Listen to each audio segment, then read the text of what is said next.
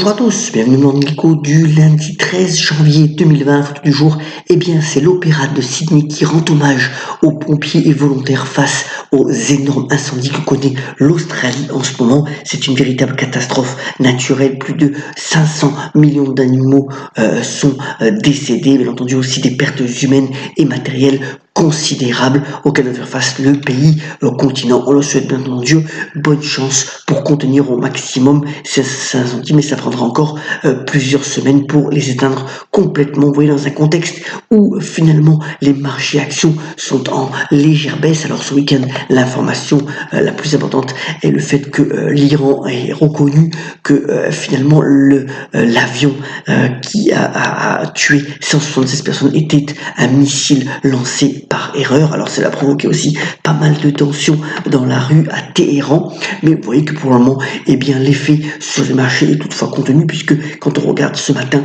les actions dans la région de l'Asie, on a encore une légère progression sur fond bien entendu d'optimisme sur l'économie mondiale et sur les résultats des entreprises, alors que dans le même temps, voilà une étude assez intéressante publiée par le Wall Street Journal ce matin. Ça peut être une leçon à la fois pour les banques centrales américaines et européennes. C'est le fait de dire que finalement sur tendance moyen-long terme, un pays comme le Japon, depuis plus de 20 ans n'a pas connu d'inflation forte. Et vous voyez, quand on regarde une personne qui a 20 ans aujourd'hui au Japon, elle a connu qu'une inflation très proche de zéro, ce qui peut avoir un impact assez important sur les habitudes de consommation et sur toute entreprise qui voudrait éventuellement monter ses prix dans un pays comme le Japon. Aujourd'hui, c'est extrêmement difficile de pouvoir le faire, et donc finalement ça laisse présager que dans nos grandes économies développées aujourd'hui, l'inflation aura du mal finalement à ressurgir, en tout cas en particulier pour les produits de consommation. Voilà donc une étude assez intéressante relayée par le grand journal britannique ce matin. Alors, autre point aussi, c'est une double enquête qui a été faite juste avant les mouvements de grève concernant les retraites en France. Vous voyez quand même un optimisme affirmé à la fois par les grandes entreprises moyennes et les PME en France, avec une année 2019 qui a été plutôt satisfaisante, et surtout pour l'année 2020, il y a deux points importants à noter. L'un, c'est donc la motivation des équipes à pouvoir faire encore pas mal de plans de transformation par rapport aux défis que pose le numérique et l'environnement, et puis l'envie des dirigeants de vouloir investir cette année dans les biens d'équipement ou dans des biens, bien entendu, informatiques, pour être en phase avec ce qui se passe, en particulier au niveau numérique, mais aussi environnemental. Donc voilà un optimisme affiché par les entreprises françaises, et c'est plutôt d'augure intéressant pour la croissance.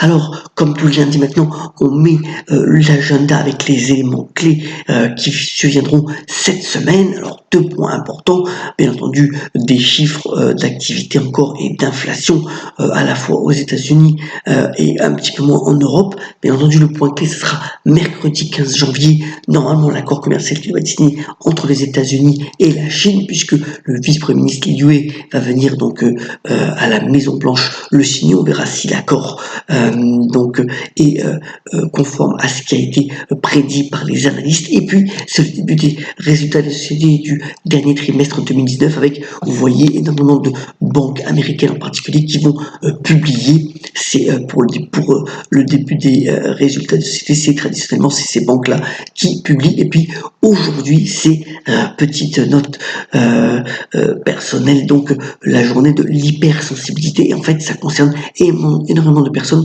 Rien qu'en France, on considère qu'il y a plus de 10 millions d'hypersensibles. Donc voilà, à noter aujourd'hui, sachant qu'il y a peu de chiffres par ailleurs sur les marchés financiers. Alors venons-en bref. D'abord, au niveau de l'équipement aéronautique, une fusion importante aux États-Unis entre Woodward et Excel. Pas beaucoup de primes pour finalement l'acheter. L'acheteur donne 5% par rapport au cours de vendredi, mais c'est une fusion importante par rapport à tous les problèmes que connaît en ce moment le Boeing 737. C'est plutôt une fusion défensive pour pouvoir établir des synergies assez intéressantes au niveau des équipementiers aéronautiques.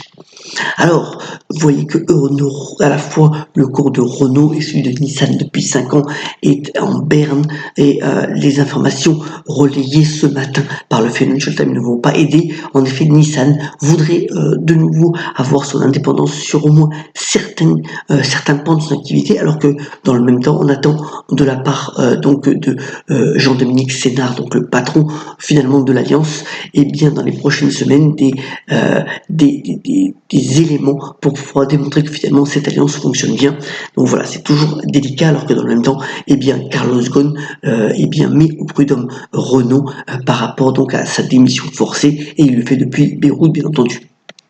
Alors, dans le domaine de la distribution alimentaire, eh bien, Casino a vendu Leader Price donc à Aldi, le distributeur allemand. Cela devrait lui rapporter 750 millions d'euros. Alors, vous voyez que ces derniers temps, le cours de Casino connaît une tendance plutôt délicate en bourse. Prochainement, il va y avoir l'application du chiffre d'affaires au dernier trimestre. On verra s'il permet de relancer un petit peu le cours de bourse donc, du distributeur stéphanois. Alors, aux États-Unis, regain d'intérêt au niveau du groupe Beyond Meat. Oui, Beyond Meat, c'est le fabricant donc de la viande sans viande, de la viande protéinée. Alors, c'est dû au fait que l'hamburger qui avait fait le coup d'un essai donc aux États-Unis par McDonald's, eh bien va s'étendre aussi au Canada. Donc voilà, 6% de hausse vendredi, et donc un regain d'intérêt tout à l'heure aussi sur Uber. Vous voyez que l'action Uber, qui est quand même encore assez loin de son cours d'introduction en bourse de juillet dernier, qui était à 42$, eh bien montre pas mal d'intérêt de la part des investisseurs depuis ces dernières semaines. Alors peut-être qu'aussi le taxi volant qui va être mis en place dans les prochains mois et fabriqué par Hyundai, eh bien donne aussi un élan un petit peu à cette valeur, dont il sera assez intéressant de suivre le comportement boursier dans les prochains mois. Alors la fusion finalement entre Just Eat et Takeaway va avoir lieu. C'est Takeaway qui a remporté la mise alors qu'il était en lutte avec le néerlandais Prosus. Takeaway, c'est aussi une boîte donc néerlandaise. Finalement, donc ils vont pouvoir acheter Just Eat. Alors ça, c'est quand même 360 millions de commandes par an, un chiffre d'affaires de 7,3 milliards d'euros. Et voilà, donc ça crée un géant mondial de la livraison de repas face aux autres Deliveroo et Uber Eats.